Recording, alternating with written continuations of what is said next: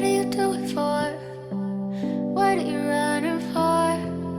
What are you running toward? Hi guys, my name is Candy, so also go by Confidant Candy. If you're new here, thank you for choosing me to watch. If you have subscribed, welcome back to my channel. Today I'm going to talk about how to practice self-love. If you'd like to know more, keep watching. Let me just get this out of the way. I have a cold, okay? And I got it from working at school with the children who be sneezing and not washing their hands, and I had to stand out in the rain with the pitney them. So if I sound a bit off, that is why. But needless to say, I am talking about self-love in this video. What is self-love? Simply put, self-love is prioritizing your happiness and your well-being. This means putting your well-being first and not sacrificing your mental state for people or things. Everyone may have a different meaning of self-love. It could be spending quality time alone or spending time with your loved ones. And in that time alone, you can find different ways on how to take care of yourself. What are your likes? What are your dislikes? What are you not going to tolerate in relationships? For me, self-love means speaking kindly to myself. I'm talking about positive affirmations, pep talks, doing anything in my power to overcome the negative self-talk that we all have that lives inside our head and tells us that we can't do this or that we're not good enough.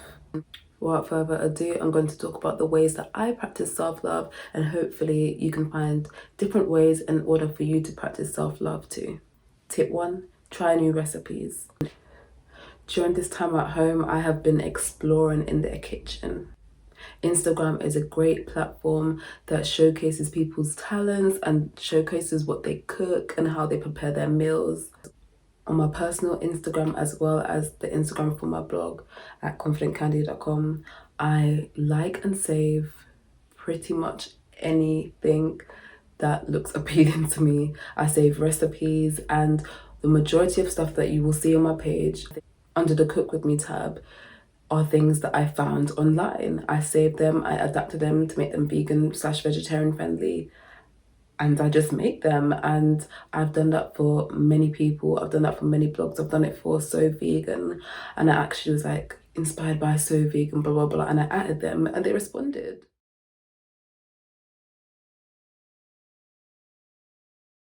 It was also a great networking tool, so I would definitely suggest going on Instagram, seeing what tickles your fancy and trying it.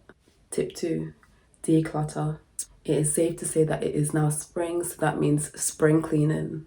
It is the perfect time to get rid of things and maybe people that are no longer serving its purpose. Once a month, I aim to declutter my room. This means getting rid of bank statements that I don't need, getting rid of random stuff that I've collected. I'm a little bit of a hoarder, so that means throwing out things, empty bottles that I think I'm gonna make hair stuff and put in. I don't need that, throw it away. It's therapeutic in a sense.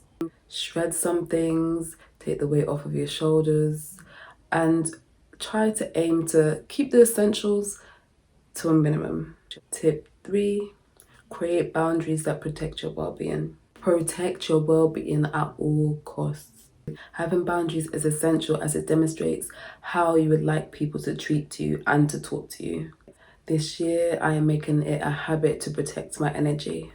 At times, this may mean saying no to things that I may have said yes to previously.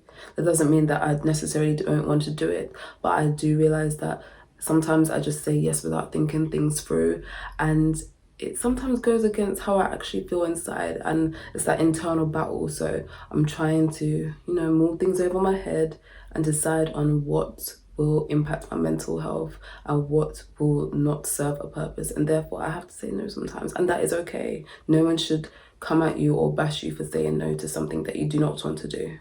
Your loved ones should understand and respect your boundaries. If you'd like to know more about boundaries and how to create them, make sure you check this video. Tip 4, say affirmations. Affirmations are statements that you can constantly repeat to yourself. They should be positive and uplifting. You can make affirmations for the different areas in your life that you would like to focus on. For example, if you want to speak optimistically and positively about your finances, you can say, money is coming my way. I attract money into my life. My bank account is overflowing.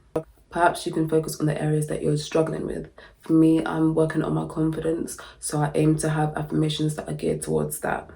For example, I can look myself in the mirror and be like, I am full of confidence. I'm a confident person. When I walk into a room, people know that I am confident. Strike a pose. Tip number 5, get moving. Exercising is a great way to practice self-love, and it also has a bunch of physical and psychological benefits. I find that exercising makes me feel good and gives me a bit of confidence, especially when I see the results that I've working so hard for. I've been doing HIIT jogging, so that means jogging for a certain amount of time, then walking for a certain amount of time, and doing that for about 3 or 4 rounds. I started off slowly, so I was jogging for a minute, walking for a minute, and doing that about 5 to 10 times. Now I'm doing, what did I do this week? This week I jogged for 9 minutes and I walked for 3 minutes, and I did that 3 times. Mind you, the area I live in is quite hilly, so it was a challenge, but I'm finding that I'm not struggling to breathe after I finish my first round of jogging. I'm actually like, yo, I've got more in the tank. I can actually do this.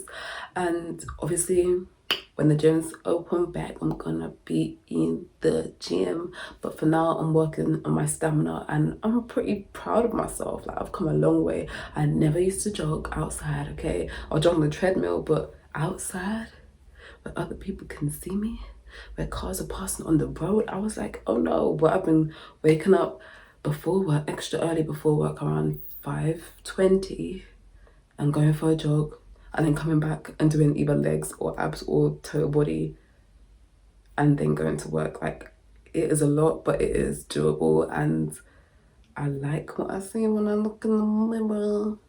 So that's it for this video, guys. I hope you found it informative. I hope you have a bunch of ideas on how you can practice self-love. Do let me know in the comments below. Make sure you subscribed, and I'll see you in the next one. Take care.